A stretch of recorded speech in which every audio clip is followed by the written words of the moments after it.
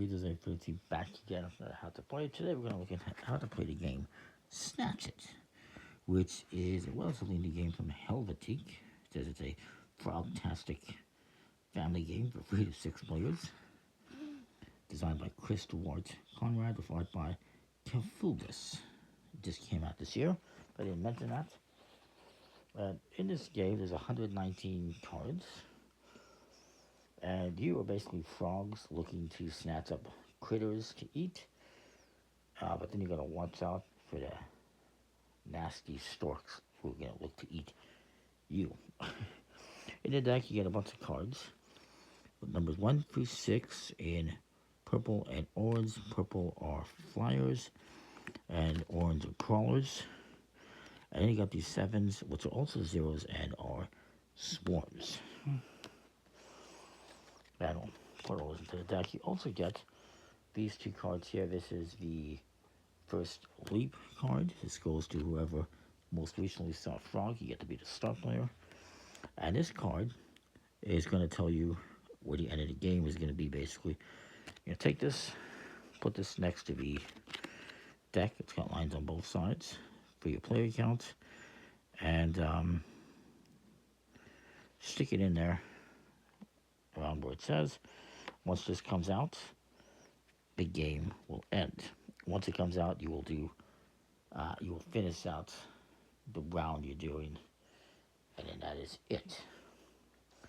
So the game is going to be played in 2 phases. Each player is going to get 6 cards, or 5 if you're doing 6 players. And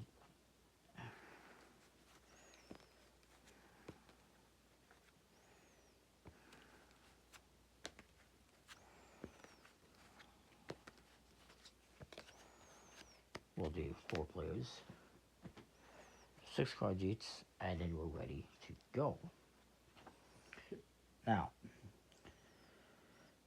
the first thing you're going to do is going to take a card from your hand and lay it face down in the middle area, which is the pond. I'm going to put this to the side because you won't really need it.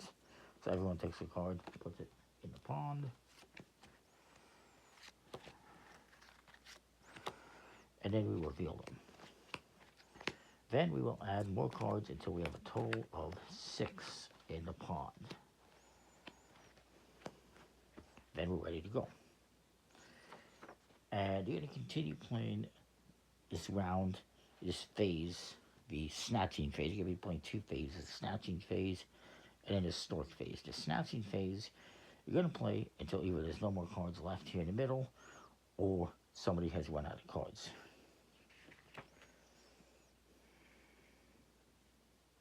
Or all players' hands are empty. So either once this pond is empty or everyone has run out of cards, this phase ends and we go on to the stork phase. So what happens in the snatching phase?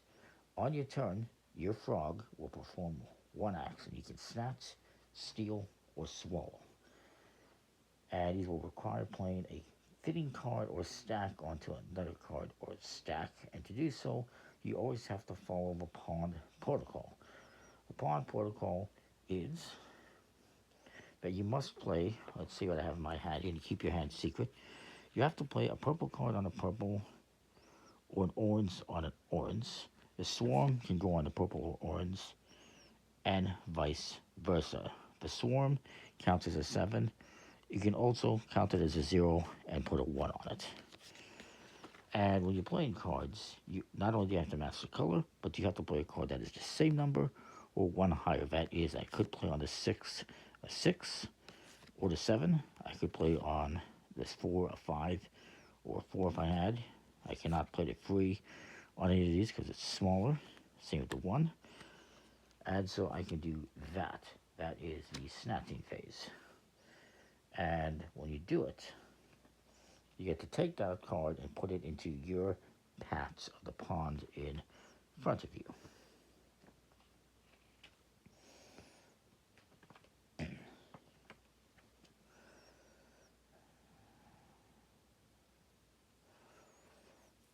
So let's say I decide to take this 5. That is 4 with the 5. So I play the 5 there and put this into my pads. You don't draw back up any cards or anything like that. The next player is going to go, and they decide to play a 5 on a 5. This next player is going to go. They decide to do a different action. Another action you can do is stealing from your opponent's pads, and what you do is play a card from your hand face up. Again, it has to follow the pawn protocol, has to be the same color, it has to be the same number or one higher, and then you move the whole stack to your pads. You're not allowed to examine what is in this, but they can play the 6 and steal mine. This player is looking at their hand. They decide to play the 7 and take the 6. And it goes back to me. I decide I'm going to steal myself. I'm going to take the 7 and take this back. And you just keep going around the table. There's one more thing you can do, and that is what I just did, which is, well, actually, it's not what I just did. It's reclaim. So I could have done that earlier, but I didn't. And that is, you can reclaim. So if I steal that from my opponent, they can play a card to steal it back. It has to be the same number or one higher.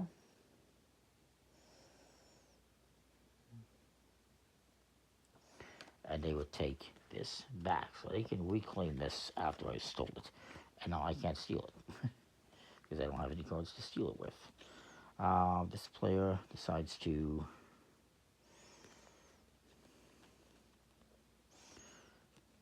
steal this one, but this guy's like, I'm going to keep that.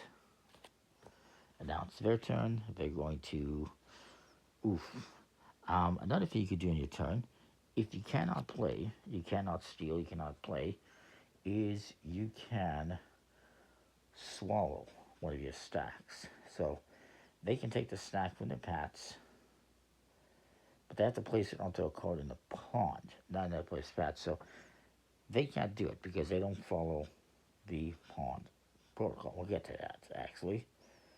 But you can also swallow a stack and keep it to score, basically. So it would have to follow, I'd have to play this on a 6, but there is no 6 available, so they cannot do that. So what they're going to do is, another thing they can do is stalk a creature. So they can play a card from their hand into the pond to perhaps hunt later on. But you can only play it if it's not able to snatch or steal. And if somebody catches it, you can snatch or steal. Then you got to take the card back, I believe. And one other thing you can do is, if you're unable to play any cards or do any action, you can take one of these creatures and toss it. If you can't eat it, nobody else can. So let's just say this player, he can't do anything, so he's going to put this 2 here and hope to steal it later on. Hope to take it later on. This player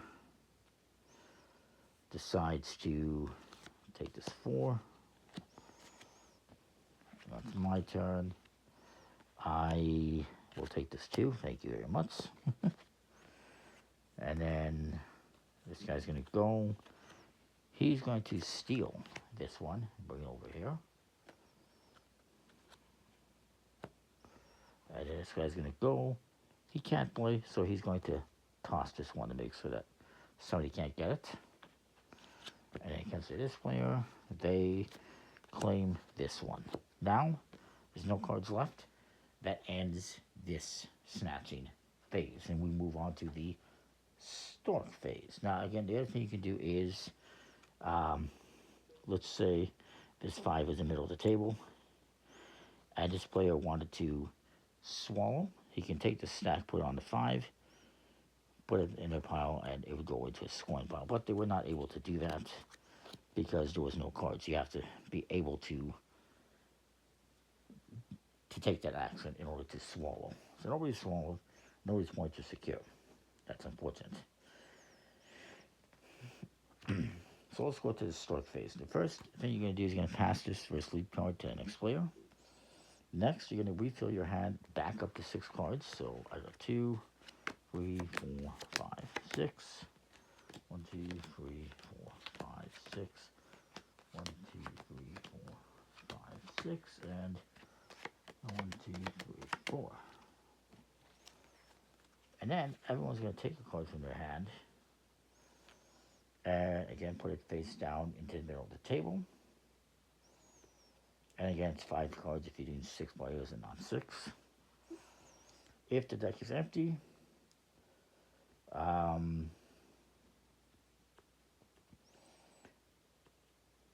which I don't understand, because once you get down to that card, the game is supposed to end, so how would it be empty? Anyway, I guess that would happen at the end of the game, perhaps, if there's not enough cards. So, actually, no, because you don't do a stork phase at the end of the game. So anyway, what you're going to do, refill your hands. Then you're going to lay and reveal bait. Each person is going to take a card from their hand, place it face down in the middle of the table, and you'll shuffle them and reveal 1 card, looking only at the type, flyer, crawler, or swarm. And you want to lay down cards that might destroy a person's pile. So I'm not going to lay down purple, because I have purple cards, so I'm going to lay down 4. In orange. This guy decides to lay down purple. This guy decides to lay down orange.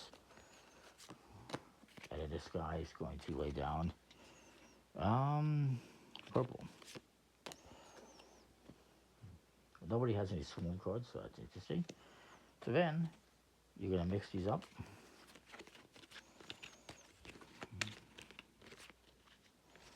One of these is upside down. 2 of them are upside down.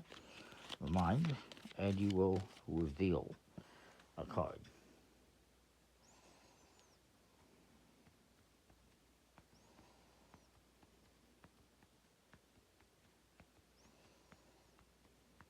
So, reveal, and it's orange. If you're going to look at the type, which is, in this case, crawlers, if you have cards that match that bait type, the storks are going to feast on that. So the storks will devour any stacks in your packs that matches the top card on that stack of that color. And you have to discard the largest stack if you have that color. If you have multiple stacks with the most cards, whoever's on your right will choose. So this player has orange. This one has 3 cards. This one has 2. Bye-bye. This guy's okay. He doesn't have orange. And this guy only has 1 orange. So bye-bye. Then you just reveal the rest of the cards and create the new pile, the new pond, and you continue on with another snatching phase. And you continue doing this until, of course, this card comes out. Once this comes out, the game will come to an end, and you will go on to scoring.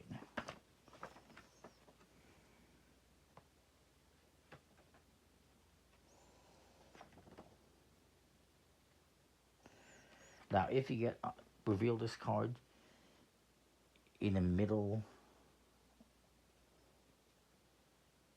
of a snatching phase, you just keep playing, and then this will be the last round, and there is no stork phase. If this happens during the stork phase, then you do 1 more round. So if we were doing the stork phase, you do 1 more round. If it's in the snatching phase, you finish the round, and that is it. This is the end of the meal. And again, there's not going to be a stork phase this round. You automatically swallow any stacks left on your pats at the end of the round. And again, to explain swallowing, let's say I have this in front of me. I can take this, put it on top of a 2, and then I would place this face down and swallow that and add that to the swing pile. And then, once you get to the stork phase, that cannot be lost because it's already in your gullet. It's down your stomach. This is a nice little reference for the pawn protocol, in case you're wondering. The end of the game, or for the end of the game. Now, once you're done, you're going to also discard any cards you have left in your hand. You will then look at your cards that you've collected, and you get 1 point for each card, and each swarm card is worth 5 points. Most points wins. It's a fairly straightforward game, not too complex when you get down to it, to nitty gritty. It's just collecting. You're just trying to see which froggy dined the best by getting the most points, and they win. If there's a tie, whoever has the most swarms wins. That's these cards. If there's still a tie, you just win the best croaker together. The best croaker award. So yeah, it's an interesting little game. It's fun. Not for me everyone's cup of tea, but I think it's pretty cool. So that is that. Comment, like, subscribe, let me know what you think. We'll see you next time. Thanks for watching.